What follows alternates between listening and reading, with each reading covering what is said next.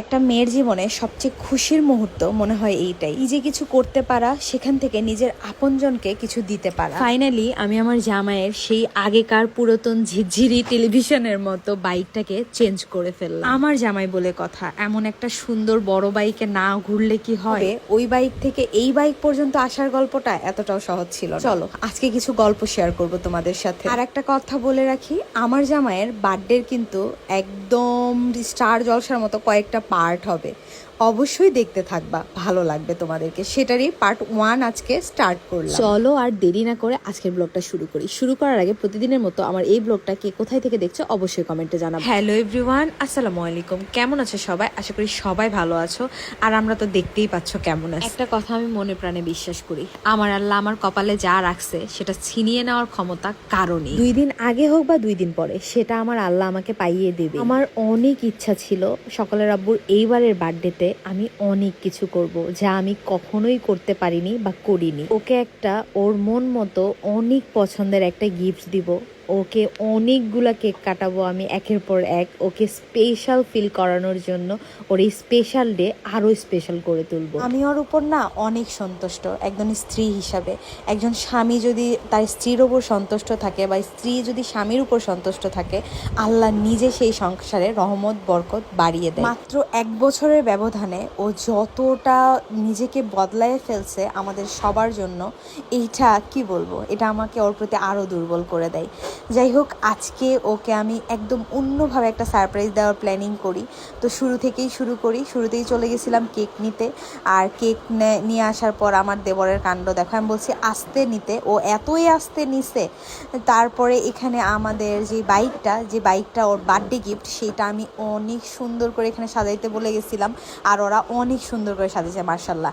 তবে আরও অনেক ইচ্ছা ছিল দিনের বেলা আরও অন্যভাবে করার, তবে সময় হয়ে ওঠে নাই। সব কিছু মিলাই আরও অনেক কাজ ছিল আমাদের, থাক সেগুলো নাই বলি। তো যেইটা হয়েছে সেইটার জন্য আল্লাহর দরবারে লাখ লাখ শুক্রিয়া।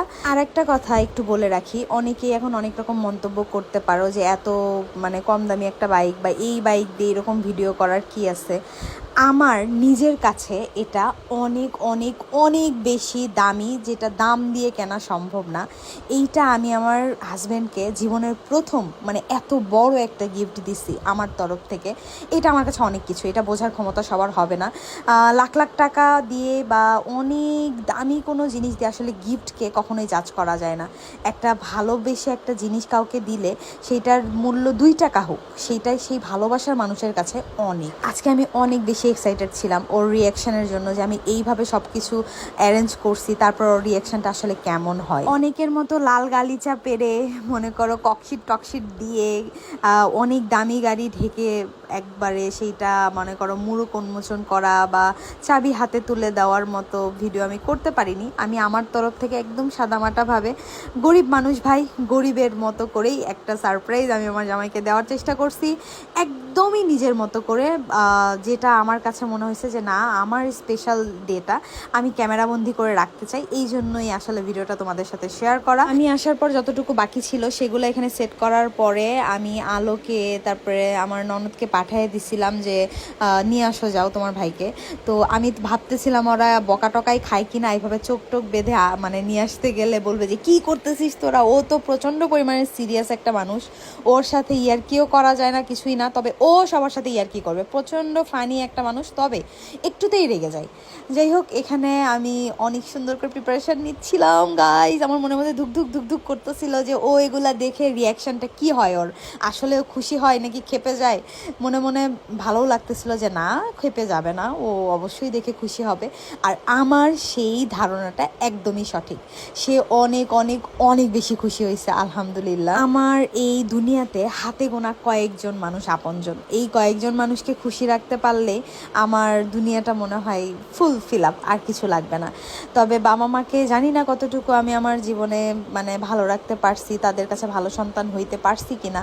তবে আমি আমার স্বামীর পরিবারের কাছে বা আমি আমার স্বামীর কাছে, আমার সন্তানদের কাছে সবসময় ভালো একটা বউ বা তাদের জন্য ভালো একটা মা হওয়ার চেষ্টা করি। সন্তান হিসেবে আমি কতটা পারফেক্ট আমি জানি না, তবে আমি বউ হিসাবে, মা হিসাবে পারফেক্ট হওয়ার ট্রাই করি। আমরা মেয়েরা তো বাবা মার জন্য অনেক কিছুই পারি না, সন্তান হিসাবে পারফেক্ট হওয়া আমাদের মেয়েদের পক্ষে অনেকটাই টাফ হয়ে যায়, কারণ অন্যের ঘর সংসার করে অনেক কিছুই করা যায় না।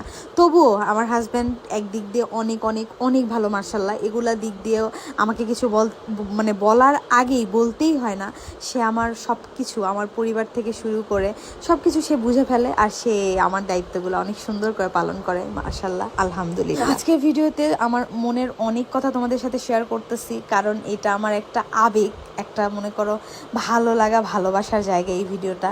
আমি আগের গাড়িটা দিয়ে, এটা কিন্তু সেকেন্ড হ্যান্ড, কেউ আবার মনে করে না একদম ব্র্যান্ড নিউ কেনার মতো সামর্থ্য আমার এখনও হয়নি। ইনশাআল্লাহ দোয়া করো, আল্লাহ যদি কখনো দেয় হবে। তো আগেরটা এক্সচেঞ্জ করে এটা নেওয়া, আমার কাছে এই বাইকটা অনেক অনেক অনেক বেশি ভালো লাগছে, মানে আমার বাজেটের মধ্যে আমার কাছে ভালো লাগছে। তোমাদের কাছে কেমন লাগছে অবশ্যই সবাই কমেন্টে জানাবা। এইটাতে বসলে সকাল আব্বুকে অনেক বেশি সুন্দর লাগে, আর ও মোটা তাজা মানুষ, ওই বাইকে আসলে ওকে ভালোও লাগতো না, তবে কি করার, ওর বাইক অনেক বেশি ভালো লাগে, গাড়ি বাইক এগুলোও অনেক বেশি পছন্দ করে। এই জন্য আসলে তখন যেমন সামর্থ্য হয়েছিল সেইটা, মানে তার মধ্যে ওকে একটা কিনে দিছিলাম। আল্লাহর রহমতে এখন চেষ্টা করছি ওকে হ্যাপি করার, আর ও অনেক বেশি হ্যাপি হয়েছে। তো এখানে আমরা সবাই মিলে কেক কাটতেছিলাম। এই কেকটা কিন্তু ওর জন্মদিনের খুশির চেয়ে বাইক আনার খুশিতে কাটা হয়েছে সবচেয়ে বেশি। আর এখানে আমার পরিবারের যে কয়টা মানুষ, এই কয়টা মানুষই এখন আমার চারিপাশে সবসময় থাকে। এই মানুষগুলোকে ছাড়া আমি একটা সেকেন্ডও এখন ভাবতে পারি না। এই সবগুলাই আমার মনে করো আত্মার আত্মীয়, এক কথায় বলতে গেলে। এই পারিবারিক মুহূর্তগুলো শেয়ার করতেও ভয় লাগে, আল্লাহ করুক কারো যেন নজর না লাগে কখনো। সবাই মার্শাল্লাহ বলে দিও গাইস। আজ 12টায় আলো আখির পক্ষ থেকে একটা সারপ্রাইজ আছে ওর আব্বুর জন্য, আমার এবং আমার ননদ আশার পক্ষ থেকে একটা সারপ্রাইজ আছে, আরও অনেক অনেক সারপ্রাইজ আছে বার্থডের দিনও। সব কিছু দেখতে কিন্তু চোখ রাখবা আমাদের পেজে, আর নতুন নতুন আরও অনেক ব্লগ আসতেছে। আজকের এইটা এতটুকুই, বাইক সারপ্রাইজের ব্লগটা তোমাদের কাছে কেমন লাগলো অবশ্যই সবাই কমেন্টে জানাবা, আর বাইকটা কেমন হয়েছে সেটাও জানাবা। আজকের মতো টাটা।